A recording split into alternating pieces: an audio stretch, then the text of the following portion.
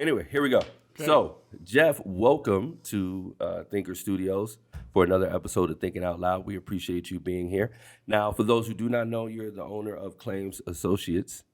And before we talk about who you are, let's talk about what you do.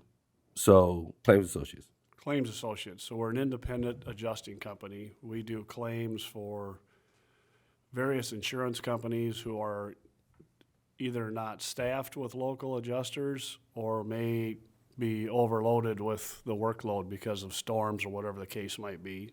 Okay. We also do third-party claims administration where we provide all of the claim services for various self-funded programs or pools. And it might be cities, counties, the state, school districts that have created their own programs, and we do the full claims administration for them. Gotcha.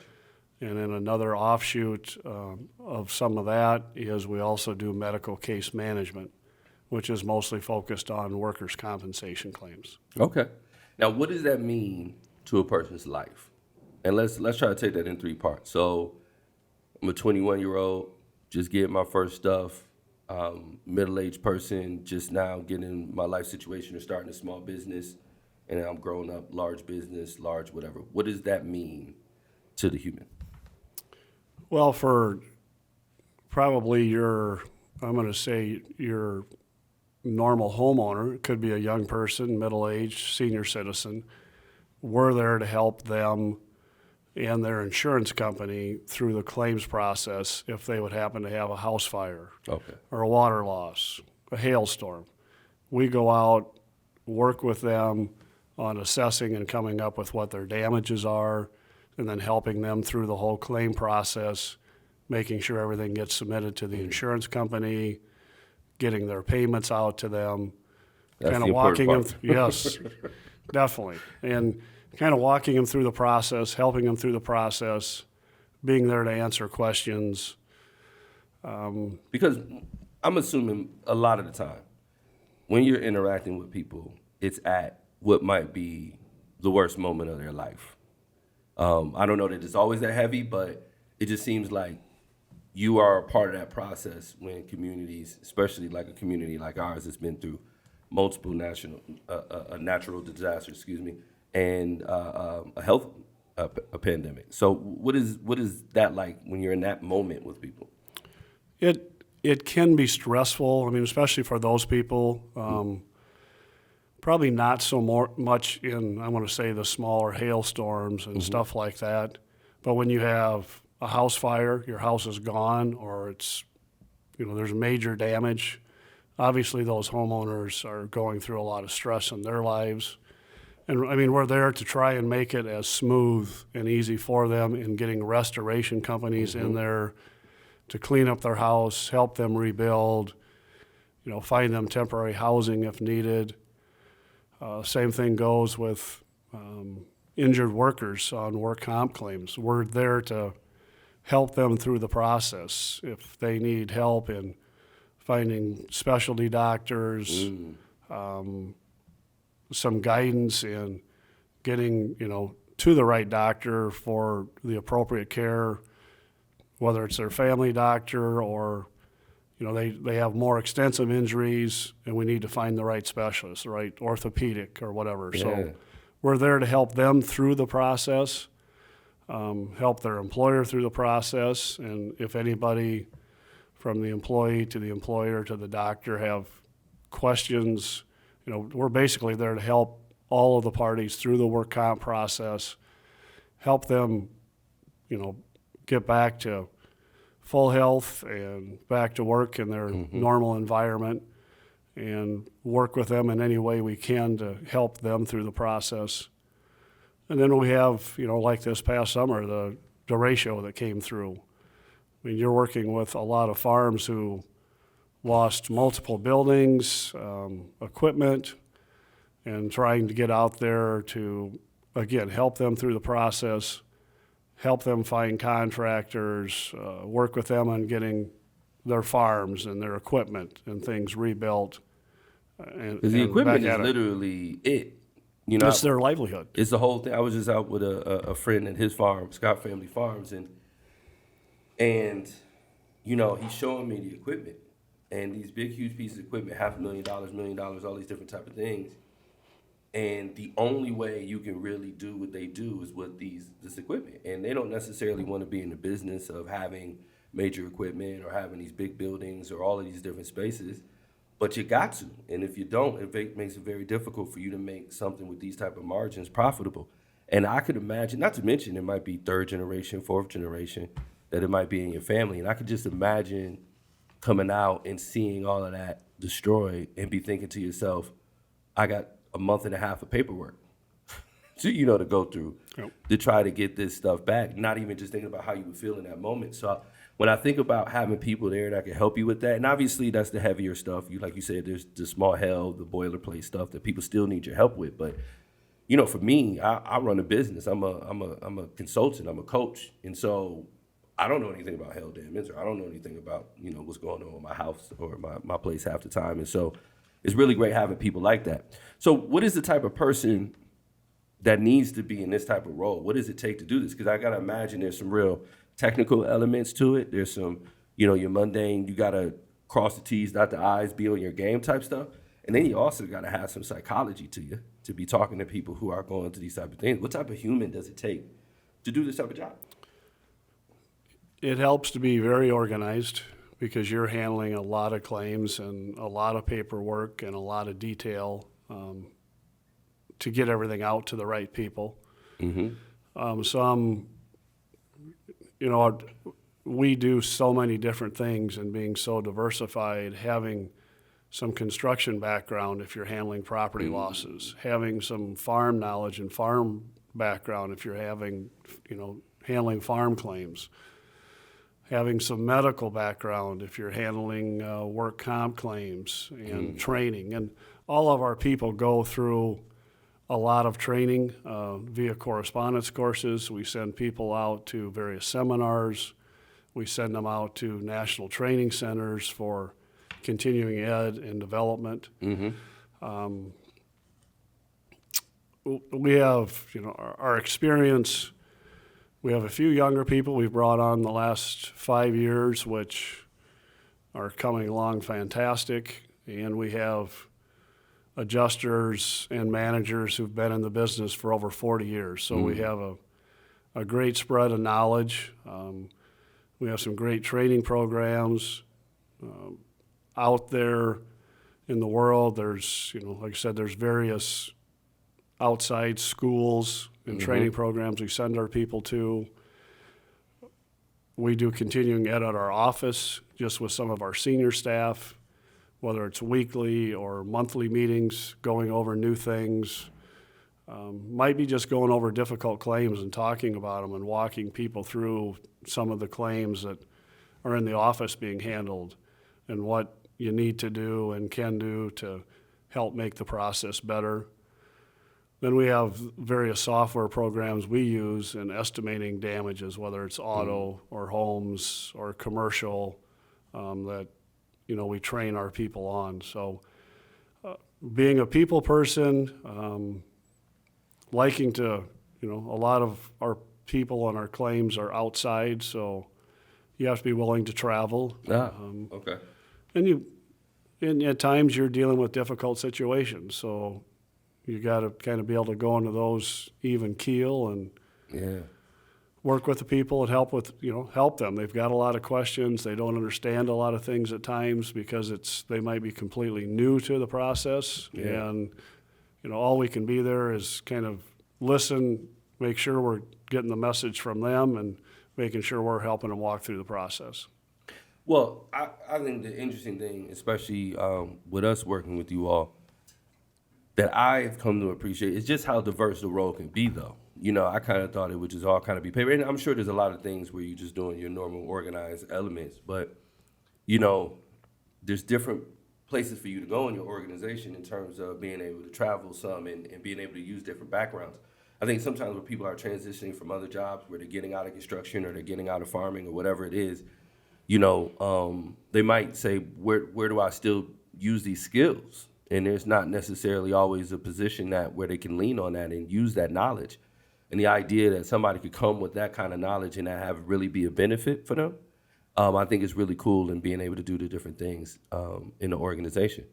Well, let me ask you this. How did you find your way to it? Just tell us just how you got your start in it. I actually started back when I was going to college. One of the national independents was looking for basically stormtroopers, people to help them out during the summer if our area got hit with hail. So Cool I name, was, by the way. yes, going to school at USD. Better make a plug for USD, for the All right, Coyotes. do it. But going to school there and came to work for a company here in Sioux Falls that was looking for stormtroopers. So during the summer, I would, I think the first year there were some storms in Sioux Falls, so I spent the summer in Sioux Falls training the first few weeks to month, riding with people, doing some correspondence courses and stuff, and then was out looking at hail loss, climbing roofs, looking at hail losses. Did that off and on first for 2 years. Then when I got out of school, I ended up in Montana, actually as a trainee for an oil company. Didn't really like what was going on out there, and then this company I stormtrooped for was looking for an adjuster in Sioux Falls. Came back, interviewed, got hired, and worked for a national independent for 15 years, I guess, working my way up through the ranks, and then eventually oversaw all the offices in South Dakota. And 26 years ago now, decided to venture out on my own, and we opened up Claims Associates and then Rehab Associates. Yeah. What made you do that? You know, because particularly for this is a job where I would imagine there's some benefit to having the infrastructure there already. You get to kind of do your thing, but to go out and to build the relationships with clients, to build relationships with vendors, to build relationships with these different companies. You know what I mean? It seems like a lot of stuff to build that.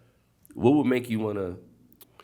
There was a couple different opportunities I was looking at, and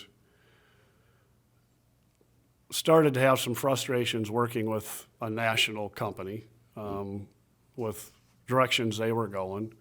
A lot of the bigger clients we had, and a lot of our claims administration clients we had, I had developed those relationships and brought those clients on over the years. And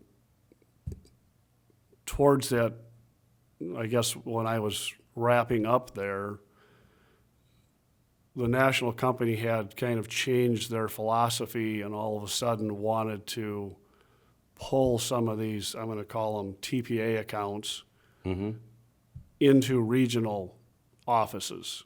So like most of our claims administration accounts would be managed out of Minneapolis. And several of the accounts I brought on and came on and basically contracted with us because we were providing local service and their claims were being handled in South Dakota by local people. So there was a lot of frustration starting to be vented by some of my clients that, what do you mean our claims are not going to be handled out of Minneapolis and not by you guys? And not having any say in that, seeing their frustration, some of them were talking about, well, we're going to be looking elsewhere. Because that's why we came with you, is because we wanted local service. So hearing some of that, there was some opportunities. I liked what we did. I liked the services we provided. I think you could ask any of our clients, we're the best third-party claims administrator and probably the best multi-line claims adjusting company in the region, because our years of experience, the people we have, the talent we have, the dedication. I mean, especially this last summer, the hours that our staff put in this last summer was unbelievable. And everybody's kind of seeing the light at the end of the tunnel now, but I mean, they know we will go out and work the stuff. And with that going on, there was just some opportunities there that I decided to leave. And a couple clients said, if you end up doing something, make sure you reach out to us because you'll have our business when you want to make the move. So This is why I want people to get out of these type of situations. You know what I mean? Like, you could have had it easier this way. You could have made more money that way. Part of the motivation is that I want to service people in a real, genuine way. It just always works. My thing is, if the right thing doesn't work, then we got to question whether or not it's the right thing or it's being applied in the right way. And when you do the right thing and you say, I'm going to take care of these people, that want to know the person that's taking care of them. You know, when we talk about somebody's farm being wiped out, and I don't want to keep going to the extreme, but you want to see somebody's farm or whatever worked out, somebody pulls up in a vehicle and they're from a different place that doesn't understand what your experience is, it doesn't know what it's like to know somebody or have gone through this themselves. It's hard in those moments, and I got to imagine it's pretty tough to get those people to even hear what you have to say if they don't trust you and they don't know you. So I think it works on both sides of it. Am I reading that right? yeah, and I think a lot of our success is you see in that situation, people having their claims handled are being handled by phone. Mm-hmm. No face-to-face. You're not creating any rapport relationships. Where if we're handling claims locally, and that's some of the things that our clients, and when we've had claims reviews and whatever, that they point out, and auditors that come in and point out, is you guys still go out in the field and see people face to face. You're hands-on, and getting to know people and working with people face to face. You've got a relationship. I think claims go better, smoother. They know who they're dealing with. And all of that at the end plays out to, I think, everybody's benefit. Yeah. So one of the other things, that you all are trying to do, especially as we work with you, is really be thoughtful about your culture and broadening, like you said, the type of talent that you have. You have people who've been in the game for a long time. They're very experienced. But naturally, there has to be, some transition, and you got to bring in some younger folks. How have you been approaching that? And what is the environment that you want to create when people are thinking about claims associates? Because again, somebody just might think, hey, I'm just sitting there, pushing paper or whatever in this drab place or whatever. But you guys are being thoughtful about energy, you're being thoughtful about camaraderie, and you're being thoughtful about what people know about the job. So just tell me about what it represents for you as we think about some young folks that might potentially coming into your organization or the industry. It's a very interesting business. You will never be bored. You will see every type of claim you could imagine. We've talked about, fires, water losses, hail. From the public sector side, we do police professional claims, we do public liability claims, we do voting right claims. And I've been in the business for 40 years. And we still, to this day, get claims in that have a twist I've never seen. So there's always a new spin. So if you want to be challenged, I'll guarantee you handling claims is going to challenge you. Yeah.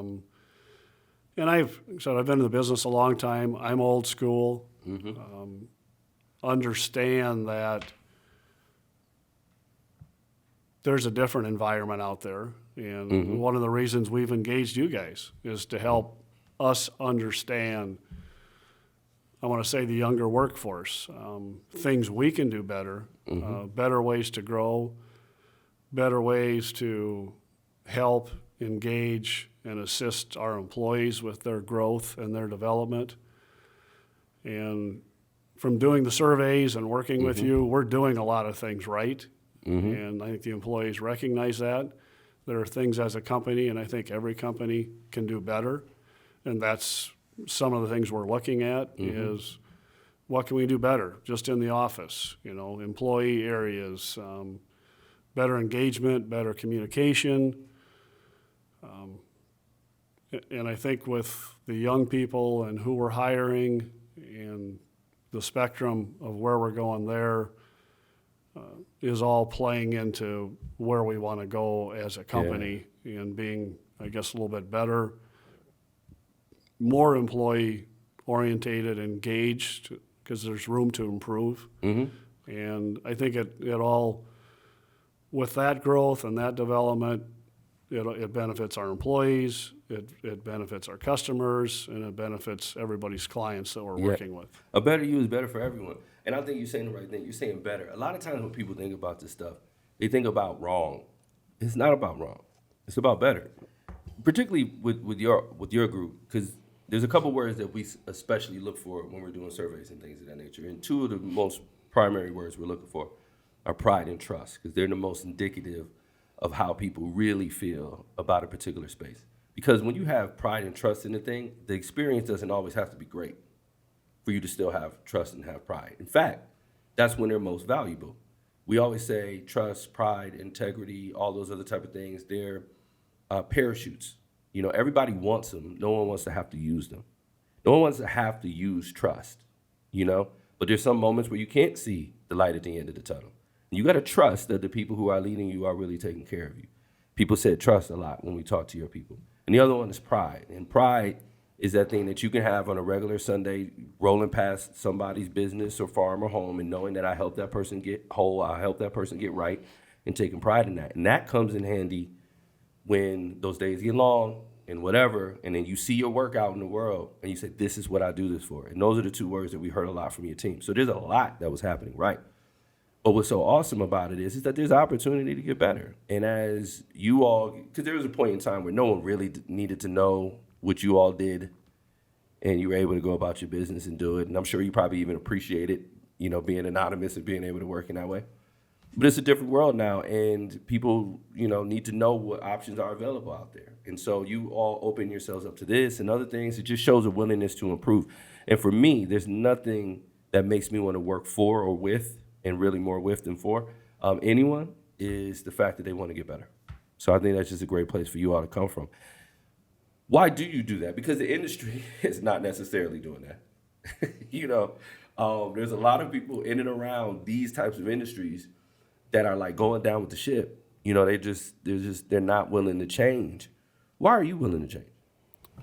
Well, I think the biggest thing out there is we're recognizing that we're in a very evolving world and environment, an employment situation. We want to find the best employees out there. The nice thing about our job, I mean, you have to be self-motivated, but you are, for the most part, you're self-managed. You get files, you get work, you get claims. We're there as a resource. We're there to help you, train you, guide you, develop you, but you're managing that file. You're working that file. We really don't sit there and look over your shoulder and see what you're doing. I want people that, you know, are outgoing and willing to work and take care of their stuff. Yeah. And I think where the environment's going, there's a lot of very quality employees out there that, given our environment, I think would do extremely well. And you know, as we grow as a company, I think when you look at us, we've got a great benefit package. We're very flexible with employees. If they need something, they need some time off, they need to take care of something, you kind of schedule your own calendar. You schedule your appointments. If you need to go watch your kids or grandkids' baseball game or an event or whatever, there's a lot of flexibility to come and go. Yeah. It's an environment for adults. Yes. You know, I think sometimes, just to say it plainly, there are people who want to be a grown-up, meaning that they don't have to listen to anybody, but they don't necessarily want to be adults. You know, meaning that they want to do the responsibility of having to take care of yourself and other people. And when you create an environment for adults, that's the environment that you want. I don't want to have to tell you anything because, as we say, as I was alluding to earlier, you don't work for me. You might report to me. You know, we might be in this partnership together, but you work for your family. You work for your future. You work for yourselves. And so when you come in every day, it's for you to make the life that you want to live. And creating an environment where people can come and do that and no one is of the opinion that I have some type of control over you, I think is always the best environment. What we're talking about is relationships, we're talking about partnerships, and we're talking about agreements. It's not about doing what I told you to do, it's about doing what you said you would do. Come in and do what you said you would do. We're going to do what we say we would do. And you always got a good foundation there. And in between, it's just a lot of opportunities to develop relationships and care for people. I mean, so for you in your situation, it's becoming a bit of a family affair. So you have your family involved in it. You've been working with some of these people, for 20 plus years. Talk to me about the relationship piece of it. Talk to me about that piece of it for you and in that part of the environment. Well, we have very little turnover at Claims Associates.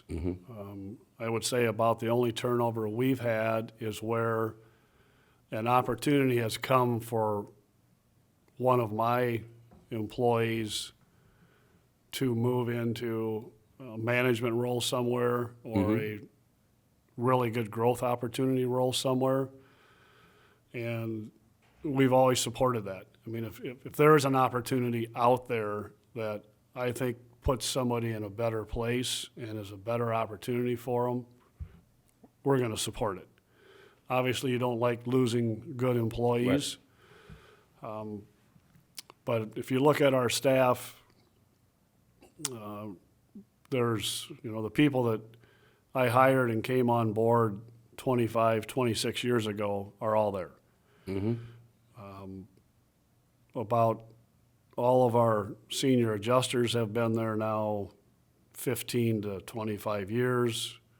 Like I said, we've got roughly five now that have come on in the last 5 years. They're training and coming along great.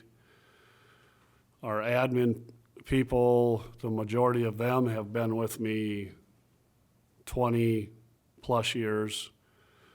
So as a company, I think that shows we're a great company to work for. It's definitely challenging at times, and if you like to be challenged, we're a good place to work. We have fun. We get together and have events together. So overall, I think there's a lot of great opportunities, and again, it's a challenging but can be fun and dynamic work environment at times, given the type of work we do. Absolutely. Well, and again, like you said, is really about who you're doing it with, who you're doing it for. And I think, the two things that we talked about is that you got people who have real genuine care for each other and spend time with each other that way, but also really care about their communities and the people that they're helping. And those are the two things that that have to be there in order for people to really feel connected to what it is that they're doing. And I think you all are doing great in that way. Let's talk legacy for a second. What do you want the legacy to be? I don't know where you're at, fully in your journey, but, you're probably on the other side of it, and so what do you want the legacy of this type of thing to be? What do you want the impact on the community to be? I would say to keep doing what we're doing. I think over the years, our goal was to be the best claims adjusters, claims administrators, medical case managers in the region.